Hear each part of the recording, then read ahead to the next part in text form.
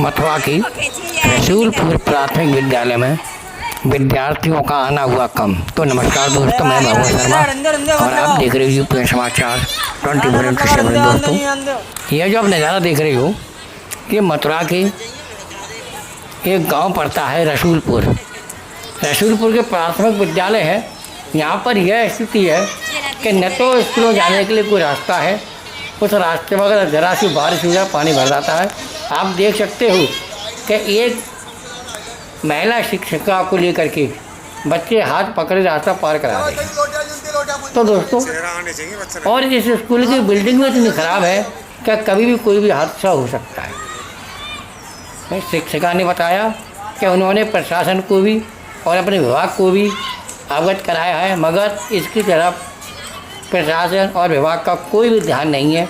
आपको रिपोर्ट दिखाता हूँ। धन्यवाद। सब निकल आते हैं और मच्छर पैदा हो रहे हैं, इससे कई सारी बीमारी फैल रही है। अभी नई बची वहाँ से आ रही थी, मैं निकल गई तुरंत। अभी ये देखो सूट मेरा अभी बची हूँ तुरंत में गिरते और साथ में बीमारियाँ फैलने का डर है। तो इससे क्या छात्र संख्या भी कम होती है, बच्चे कम आते हैं, स्कूल की स्थिति देखते हैं। तो ऐसे ही तो कभी आप चुटेल होते हो, कभी बच्चे चुटेल होते हो, आपने कोई शिकायत की? कई बार इसमें कभी आपने कहीं शिकायत की? साइड में पोखर है, जिसका पानी पूरा यहीं आता है निकल के। शिकायत मैम ने कई बार करी है, एप्लीकेशन भी दी है, कोई सुनवाई नहीं हुई है। तो यहाँ का जो प्रधान सेक्रेटरी, उनसे शिकायत की आपने? हाँ, मैडम ने दी है कई बार एप्लीकेशन। क्या बोलते हैं वो? करेंगे, देखेंगे तो होगा कुछ। बारिश के टाइम में भी इस तरह की समस्या बनी रहती है। जब बारिश होती है तब भी इस तरह से पानी भर जाता है। बच्चों को न बाहर बिठा सकते हैं, न क्लास में बिठा सकते हैं। सर की कारण वो तो होती है। नाम मैं बताऊँ, स्वप्निल सिंह। जो इस विद्यालय की समस्या चल रही है जल भराव की, इसके विषय में क्या कहना चाहते हो आप? एक तो इस विद्यालय का भौतिक स्वरूप बहुत ही खराब है। इसमें बाउंड्री वॉल भी नहीं है और बच्चों के लिए बैठने के लिए पर्याप्त जगह भी नहीं है। एक ही क्लासरूम में 3-3 क्लासेस को बिठा के पढ़ाया जाता है, जिससे बच्चों की पढ़ाई नकारात्मक रूप से बहुत प्रभावित होती है।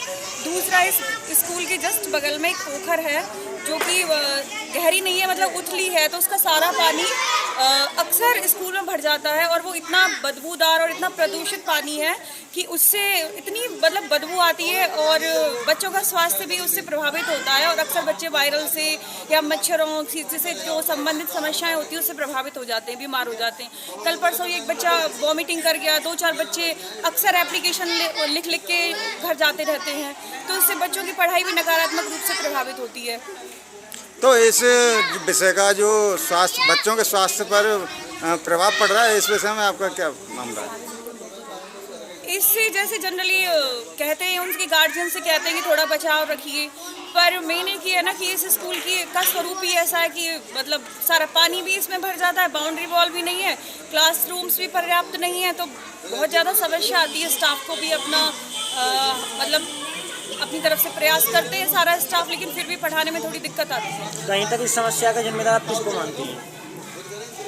प्रशासन ही अगर मतलब ध्यान दे इस पे, तो इसकी स्थितियाँ बहुत अच्छी हो सकती हैं। इसमें जैसे भर्त करवा के इसका लेवल ऊपर करवा दिया जाए, इसकी बाउंड्री वॉल चारों तरफ से बनवा दी जाए और पोखर वगैरह पक्की करवा दी जाए या थोड़ी गहरी करवा के उसकी व्यवस्थाएं करी जाएं, तो ठीक हो सकती है। और फिर क्लासरूम्स भी उतनी नहीं है, जैसे 1 से 8 तक का स्कूल है, तो एक ही क्लासरूम में 3-3 क्लासेस बैठ रही हैं। तो ये तो अपने आप समझने वाली चीज़ है कि पढ़ाई तो प्रभावित होगी ही। तो हर क्लास के लिए अलग क्लासरूम होना चाहिए। तो आपने प्रधान सेक्रेटरी या किसी उच्च अधिकारी से शिकायत की इस विषय में? काफ़ी सालों से एप्लीकेशंस दी जाती हैं और आश्वासन दिया जाता है, लेकिन कोई कार्रवाई नहीं की जाती।